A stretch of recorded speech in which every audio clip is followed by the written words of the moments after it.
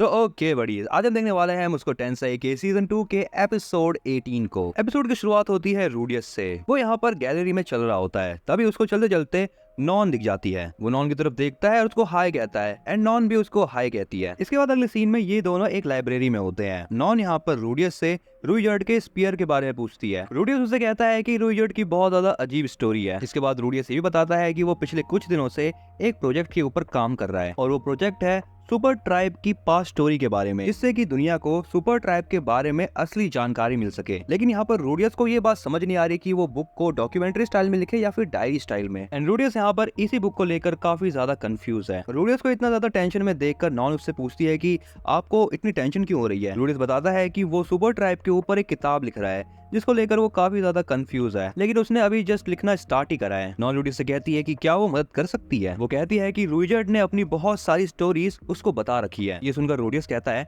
अगर ऐसी बात है तो यार मेरी काफी ज्यादा हेल्प हो जाएगी इससे। लेकिन इसी के साथ साथ रूडियस नॉन से कहता है तुम मेरी मदद कर देना, लेकिन पढ़ाई करना बिल्कुल मत भूलना। नॉन भी इस बात पर एग्री हो जाती है। इसके बाद अगला सीन रूडियस के घर का होता है। रूडियस यहाँ पर आयशा को थोड़ी देर तक नोटिस करता है और वो उससे कहता है अगर तुम्हें कुछ चाहिए आयशा तो तुम कह सकती हो। आयशा इस बात पर थोड़ी देर तक सोचती है और वो रूडियस से कहती है अगर ऐसी बात है तो आप मुझे सैलरी दिया करो। अगले सीन में ये दोनों एक फ्लावर शॉप पे होते हैं। आयशा यहाँ पर बताती है कि उसने ट्रैवलिंग के टाइम पर बहुत सारे फ्लावर के बीज इकट्ठे करे थे एंड अब इसीलिए उसको ये सारे के सारे फूल लगाने हैं। रूडियस आयशा से कहता है ठीक है तुम कर सकती हो। आयशा भी यहाँ पर क्यूट सा फेस बनाकर रूडियस से कहती है कि आप अपने मैजिक का यूज करके मेरी कुछ मदद कर सकते हैं। रूडियस इस बात पे ज्यादा नहीं सोचता और वो हाँ कर देता है। इसके बाद अगले सीन में यहाँ पर रूडियस कुछ इयररिंग्स देख रहा होता है। आयशा ये देखकर कहती है क्या आप ये सेल्फी के लिए ले रहे हैं। रूडियस कहता है हाँ, मैं अपनी वाइफ से बहुत ज्यादा प्यार करता हूँ। आयशा यहाँ पर फिर से क्यूट चेहरा बना के उससे कहती है अगर आपको टाइम मिले तो मुझे भी थोड़ा प्यार दे देना। ये सुनकर यहाँ पर रूडियस कुछ ऐसा चेहरा बना देता है। अगले सीन में यहाँ पर आयशा एक दुकानदार से बार्गेनिंग कर रही होती है, लेकिन यहाँ पर वो दुकानदार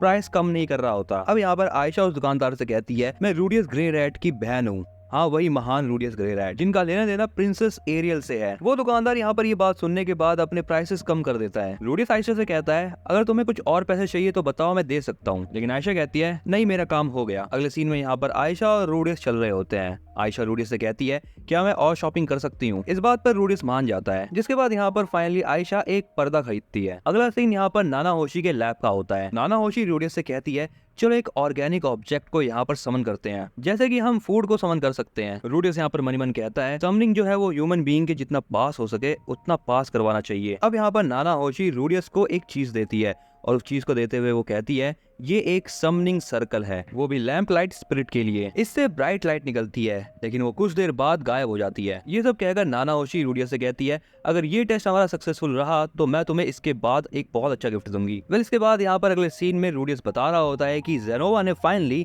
अपने आप से फिगरीन बनाना स्टार्ट कर दिया है एंड यहाँ पर जेनोवा ने जूली को एक गिफ्ट भी दिया है। इसी के साथ यहाँ पर जिंजर की भी एंट्री होती है। रूडियस बताता है कि रूयर्ड के साथ आने के बाद यहाँ पर जिंजर ने जेनोवा को सर्व करना वापस स्टार्ट कर दिया है। इसी के साथ उसने जूली को बहुत सारी अच्छी चीजें सिखाई है और ह्यूमन लैंग्वेज में अच्छे से बोलना भी सिखाया है। रूडियस यहाँ पर जिंजर से पूछता है तुम इतनी ज्यादा लॉयल कैसे हो। जिंजर बताती है कि जेनोवा की मॉम ने पर्सनली जिंजर से कहा था कि जेनोवा का ख्याल रखना। अगले सीन में रूडियस और क्लिफ एक साथ होते हैं। यहाँ पर क्लिफ रूडियस को एक चीज दिखा रहा होता है जो उसने खुद से बनाई है। इसी के साथ वो रूडियस को उस चीज के बारे में बता भी रहा होता है। यहाँ पर ये चीज देखकर रूडियस सोच रहा होता है कि ये चीज हो सकता है कि एलिना लिसा के कर्ज को थोड़ा कम कर दे। लेकिन इसके बाद क्लिफ कहता है कि इस चीज में दो प्रॉब्लम है।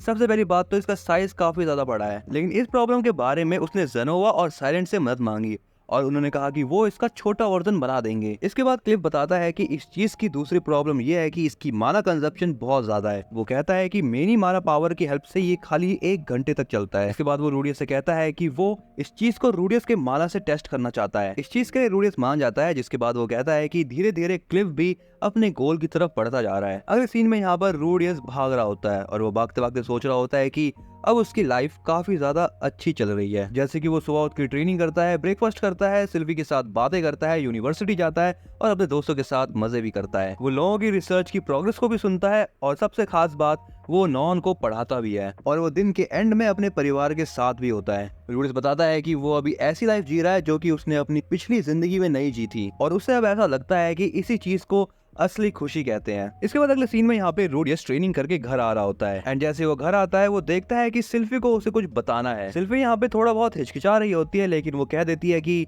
वो प्रेग्नेंट है। सिल्फी की बात सुनने के बाद यहाँ पे रूडियस काफी ज्यादा हैरान हो जाता है, जिसके बाद वो सिल्फी का पेट जाके टच करता है। इसी के साथ यहाँ पे रूडियस को सारी पुरानी बातें याद आने लगती है और वो खड़े होके यहाँ पर सिल्फी को थैंक यू कहता है। इसके बाद वो सिल्फी को गले लगा लेता है और उसको किस करता है। इसके बाद अगला सीन रात का होता है। यहाँ पे नॉन आती है और सिल्फी को आकर कॉन्ग्रेचुलेट करती है। आयशा यहाँ पर बताती है कि एरियल ने सिल्फी को छुट्टी दे दी है और इस टाइम पीरियड में यहाँ पर एलिना लिसा सिल्फी का ध्यान रखेगी। सिल्फी उससे पूछती है एलिना लिसा के कर्ज का क्या हुआ। आयशा उससे कहती है कि वो अपने कर्ज को मैनेज कर लेगी और इसी के साथ ही साथ आयशा ने सभी को सिल्फी के परिस्थिति के बारे में बता दिया है। अगला सीन डिनर टेबल का होता है। यहाँ पर रूडियस सबको बता रहा होता है कि जब पॉल को ये बात पता चलेगी कि मैं बाप बनने वाला हूँ तो वो शॉक हो जाएगा। यहाँ पर ये सभी भी पॉल का रिएक्शन देखने के लिए काफी ज्यादा एक्साइटेड हैं। रूडियस यहाँ पे सोच रहा होता है कि वो जैसी लाइफ जीना चाहता था वो वैसी लाइफ जी सकेगा, क्योंकि जल्द ही उसकी फैमिली भी रीयूनाइट होने वाली है। लेकिन अगले सीन में यहाँ पर रूडियस एक लेटर को पढ़ रहा होता है और वो रो रहा होता है। उस लेटर में लिखा होता है कि जेनिथ को रेस्क्यू करने में काफी दिक्कत आ रही है और उसे रीइंफोर्समेंट की जरूरत है। तभी अगले सीन में यहाँ पर ह्यूमन गॉड और रूडियस को दिखाया जाता है। रूडियस ह्यूमन गॉड से पूछता है ये लेटर किस बारे में था जो कि गीज ने मुझे लिखा था। ह्यूमन गॉड उससे कहता है लगता है वो लोग सच में किसी दिक्कत में है। लेकिन यहाँ पर रूडियस उसके ऊपर चिल्लाते हुए कहता है तुमने मुझे कहा था कि अगर मैं बैकग्रेड कॉन्टिनेंट गया तो मुझे उस चीज का पछतावा होगा। ह्यूमन गॉड कहता है हाँ वो तो बिल्कुल मैंने ठीक कहा था, वो चीज तो मैं अभी भी कह रहा हूँ। रूडियस उससे कहता है अच्छा तो तुम्हारे कहने का ये मतलब है कि अगर मैं वहां पर गया तब भी मुझे रिग्रेट होगा और अगर नहीं गया तब भी रिग्रेट होगा। ह्यूमन गॉड कहता है ये बात तो मैंने नहीं कही, लेकिन ये बताओ क्या अभी तक तुम्हें कोई रिग्रेट हुआ है? तुमने बहुत सारे लोगों को दोस्त बनाया, तुम बहुत सारे लोगों से मिले और तुम्हारी काफी अच्छी डेवलपमेंट भी हुई है। और हाँ सबसे मेन बात, तुम्हारी तो अब छड़ी भी खड़ी हो जाती है और अगर तुम थोड़ा और याद करोगे तो तुम अपनी बहनों से भी मिल सके।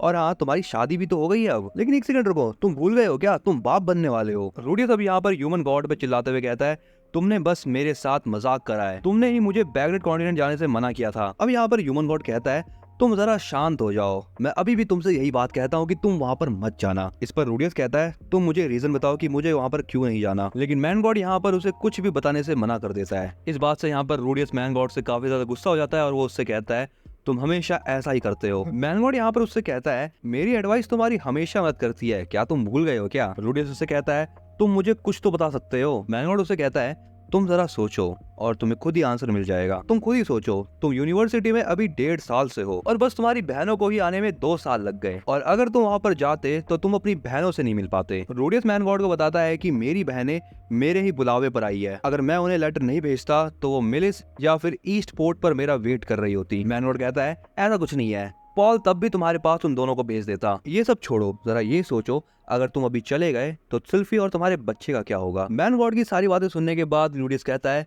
तो कुछ भी हो जाए मुझे रिग्रेट करना ही होगा। मैन गॉड कहता है हाँ बिल्कुल, लेकिन जो भी हो जाए तुम्हारे लिए सही यही रहेगा कि तुम वहाँ पर ना जाओ। लेकिन मैं तुम्हें एक एडवाइस देता हूँ, अगले मीटिंग सीजन तक थोड़ा सा वेट कर लो। सच बताओ तो लीनिया और परसीना तुम्हारे पास आएंगी उस टाइम पर, तुम उन दोनों में से किसी एक के साथ अपना रिलेशनशिप बना लेना और फिर क्या है तुम ये करके और भी ज्यादा खुश हो जाओगे। रूडियस यहाँ पर ये बात सुन के काफी गुस्सा हो जाता है और वो मैन गॉड से कहता है मैं सिल्फी के साथ बहुत लॉयल हूँ। लेकिन मैन गॉड इसके बाद कुछ नहीं कहता और वहाँ से गायब हो जाता है। इसी के साथ यहाँ पर रूडियस की नींद खुल जाती है। सिल्फी उससे कहती है तुम नींद में कुछ कह रहे थे। रूडियस यहाँ पर मैन गॉड की बातों से काफी ज्यादा कंफ्यूज दिखाई दे रहा है। वो सोचता है कि कम से कम 1 साल तो लग ही जाएगा अगर मैं बैकग्रेड कॉन्टिनेंट जाऊँ तो। यहाँ पर सिल्फी उससे कहती है तुम लेटर को लेकर टेंशन में हो ना। लेकिन रूडियस उससे कहता है तुम चिंता मत करो, मैं कहीं नहीं जाऊंगा। अगले दिन यहाँ पे रूडियस ट्रेनिंग करते करते सोच रहा होता है कि वो लेटर गीज ने लिखा था, पॉल ने नहीं। हो सकता है कि उसने पॉल से मिलने से पहले ही ये लेटर लिख दिया हो, या फिर ये भी हो सकता है कि उन लोगों ने जेनिथ को पहले ही बचा लिया हो। अगले सीन में एलिना लिसा रूडियस से कहती है कि तुम्हें यहीं पर रहना चाहिए